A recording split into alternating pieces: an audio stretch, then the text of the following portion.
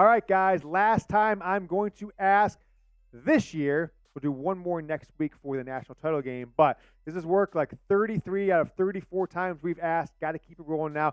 If you'd like to beat Alabama, you got to like this video. Don't jinx it. You're watching this.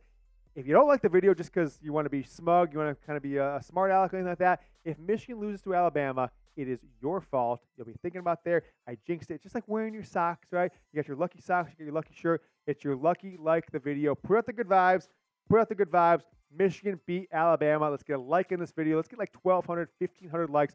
So like the video, because if you don't, Michigan loses. I'm coming for you. Ban you from Cheering from Life. And Jack and I are going to, instead of going to the national title game, we're going to show up at your house, and you are going to be in trouble. And you're not going to be in trouble if you use Manscaped this holiday season. I love the Lawnmower 5.0 Ultra. Manscaped's got a bunch of new awesome products, and you can get 20% off and free shipping by going to manscaped.com. Using promo code GOBLUE. We got the link down in the comments in the description of the video. And if you're watching live, we got it coming up in the live chat. I love Manscaped. They own the bathroom for guys. You're going to absolutely love their product. First question coming in, a little mailbag flair. We're going to talk some crazy on this show. We got mailbag. We got some analysis. This is going to be a fun last segment of the year.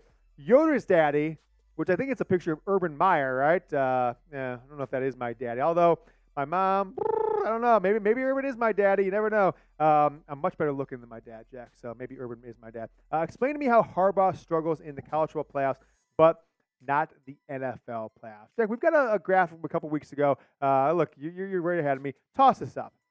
Because this isn't all of his playoff wins. Harbaugh's got a couple of playoff wins, but these are the ones that I just find so intriguing as a football fan. It's because they are over either Hall of Fame quarterbacks like Drew Brees or Aaron Rodgers twice, or NFL MVP quarterbacks like Matt Ryan, who could have won a Super Bowl himself, or Cam Newton, who was the MVP and made it to a Super Bowl himself, lost to Peyton Manning. Jim Harbaugh has got his team, a team he took over that was just as bad as Michigan was when he took over, right? Michigan was 5-7, right? Yeah, 5-7 the year before Jim Harbaugh got the job. The 49ers were 5-11, and they hadn't won anything in like 8 years, just like Michigan with Ray Richrod and Brady Hoke. And it's so crazy to me how much better Michigan's 49ers teams with Harbaugh played in the playoffs than Jim Harbaugh's teams have played in the college football playoff. It's crazy. Michigan's postseason struggles are concerning. I don't know. And people are going to say if they lose this game to Alabama, fans of Michigan, Ohio State, Alabama, other fan bases, they're just going to say, national media pundits, Harbaugh has done a disservice to Michigan, has done a disservice to the fans, has done a disservice to the program by focusing on the NFL, letting that come up, being on the players' minds, taking focus away from beating Alabama, away from beating TCU, away from beating Georgia, and that's why Michigan can't get it done. But I just think he's got it in him. He's never won the big one, right?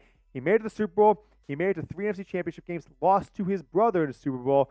This is going to be the year to get it done. Third time's a charm in the college football playoff, beat Alabama. Just talk about a storybook ending to what is kind of, frankly, one of the craziest seasons I've ever seen from any program at any level of sports, this 2023 Michigan football team. Let me know what you guys think about next season.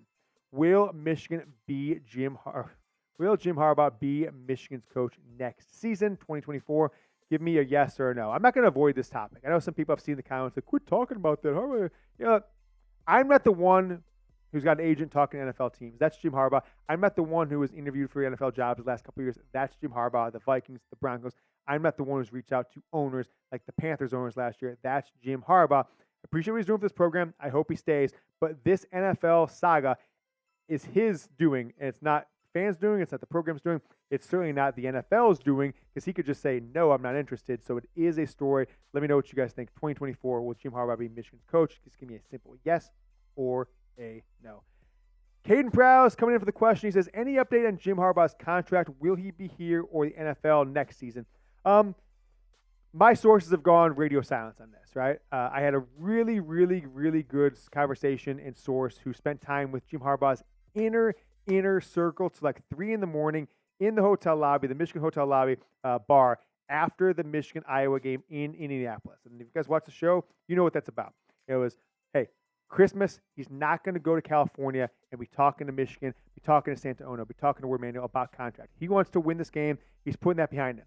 He also knows if it hasn't happened that, Michigan didn't give him an offer he couldn't refuse. Now, I've changed my stance a little bit. I think with this leak from Ian Rappaport over the weekend, Christmas Eve, that Harbaugh may end up staying with Michigan.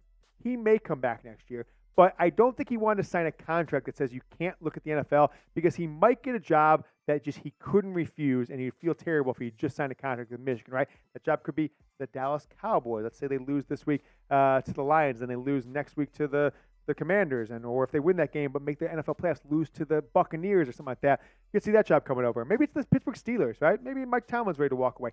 Maybe it's the Chicago Bears, the first pick of the draft, although that job doesn't seem that attractive to me, and they've been winning a little bit lately. Maybe it's the Raiders, right? He met his wife in Vegas. Maybe she wants to go back to where she spent, the early part of her post-college days when they met about 15, 16 years ago. We will see, but nothing updated, right? That date came and went, and so I don't think anything's going to happen. Jim Harbaugh is not going to sign a contract to extension with Michigan until at least 2 weeks after the season's over, if it even happens. If it comes back after he's fully explored what options are out there for the NFL. Black Monday, the day all the NFL coaches get fired, the day after the regular season, does happen the day of the college football national championship game. So that game, when Michigan beats Alabama, could just be the Harbaugh NFL speculation for the entire day until kickoff in Houston.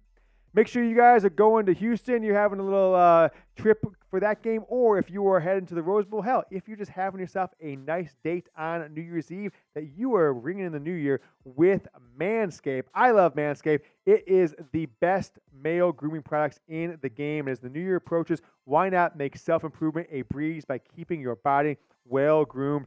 Introducing Manscaped's Performance Package 5.0 Ultra. It's the ultimate all-inclusive kit designed to help you feel clean cut and confident as you should. Manscaped's Performance Package 5.0 Ultra features the Lawnmower 5.0 Ultra. And stay on this one really quick, Jack. You see those products right there? You got that bag right there. That's called the Shed 2.0 toiletry bag. And then you've got the Manscaped Boxers, the Boxers 2.0. They're throwing those in as gifts when you buy the Performance Package 5.0 Ultra. It's an amazing package, right? All these products sell separately for like $258. You get them together, $139.99 plus 20% off when you use promo code GOBLUE. You just go to manscaped.com. When you get to checkout, type in promo code GOBLUE on the right side and ask you if you have a promo code. Get going with Manscaped. I've got their deodorant. I've got the shampoo, the conditioner. I've got Manscaped, what do you call these little nail clippers? I've got Manscaped lip balm. I love it. You'll love it as well. You see this? You see this beard? You see this? You think it's a mistake? All Manscaped beard hedger as well. Lawnmower 5.0 Ultra is their premier product. I love it. Go to manscaped.com. Use promo code GOBLUE. Manscaped's got your grooming resolutions covered. Go to manscaped.com right now. Use promo code GOBLUE, 20% off and free shipping. Let's keep talking about Michigan, Alabama. And I want to give you guys my take on how to beat this version of Nick Saban. How Michigan can get the win coming up on Monday against this team. And I got to go back about a decade or so, about 9 years, when Alabama was the number one team in the country, facing an upstart team from down south. Not talking about down south in the SEC, I'm talking about down south from Michigan. Take a look at this game. If you recall, Ohio State beat Wisconsin 59-0 with their third-string quarterback in the Big Ten championship game to jump from number 6 to number 4 over Baylor and TCU to sneak into that playoff, right? Zeke Elliott, 230-some yards, 230 yards, 2 touchdowns, 20 carries, and that 85-yard run, just like Donovan Edwards, that they at the time said, right through the heart of the South. I've called Donovan Edwards right through the heart of that team down south. This is the Alabama team that reminds me most of this 2023 one, right? A mobile quarterback that doesn't throw the ball great. Now, this Alabama team had Derrick Henry, who was the Heisman Trophy winner, so the better team in that regard. Really, really great defense. Our Alabama guy here at Chat Sports says this Alabama defense he thinks is the best one since that 2014 team, since that 2015 team, the year later that won the national title a year after that. Ohio State didn't throw the ball like crazy, right? Cardale Jones would say there, Jackie, like 220 yards himself as the quarterback. But what they did, they were able to own the ball on the ground and limit Alabama to not really having any big plays. And it came down to it. Alabama had to throw a Hail Mary at the end of the game that Ohio State knocked down. That's the kind of mindset. And I've told Michigan knows that, and they watched that game plan. Even though it's 9 years ago at this point, Cody Montfrey, I see you, baby. I'll get you with that super chat in just one moment. So let's take a look at Saban's CFP college football playoff era losses, right? The losses he's had, regular season and postseason, and these are the rushing yards that teams have had. And so the thing that was interesting about this is it's not very consistent, right? You had Ohio State have the most in any Saban era, CFP era loss with 281, but then it goes there, Ole Miss, right? They beat them with passing in 2015. 2016, Clemson, they won the national title against them. They only got 91 yards on the ground. Okay, cool. Auburn, 168. Clemson, 2 years later, national title, 135. Trevor Lawrence, I was at that game, absolutely spectacular through the air. So Alabama can get beat on the ground. They also can get beat in the air. 2019, Auburn, 181 yards on the ground. How about LSU, right? 2019 LSU with the Heisman Trophy winner, maybe the best team in college football history. They put up 166, right? That was a passing-led team, but they had a first-rounder in Clyde Edwards-Helaire. 2020, they went undefeated. 2021, you got a loss to Texas A&M. Only 94 yards for Texas A&M.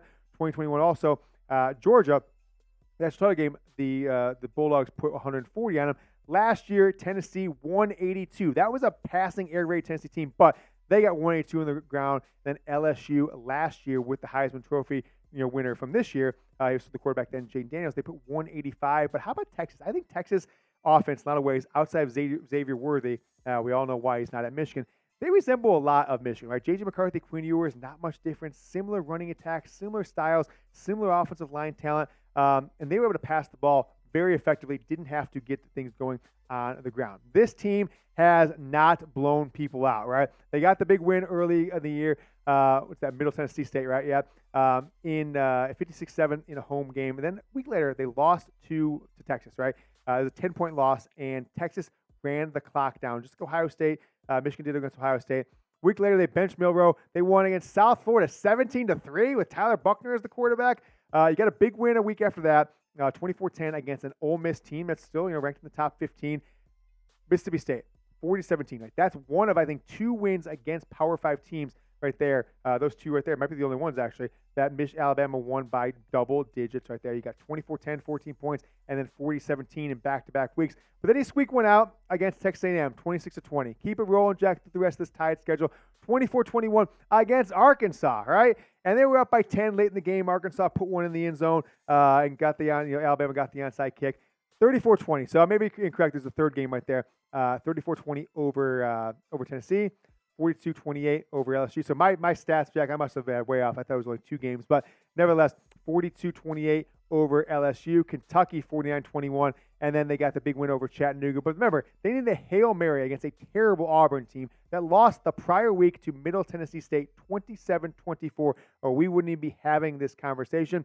And a 3-point win in an absolutely marvelous drive to remind me a lot of Michigan's against Ohio State to keep the ball at the end of the game to beat Georgia. They made every play on 2nd and long and 3rd and long and 3rd and short to keep the ball down the stretch and not let Georgia get the ball with 5-6 minutes left or anything like that to put on a drive to potentially win the game and for them go for a 3rd straight national title. So the team is beatable.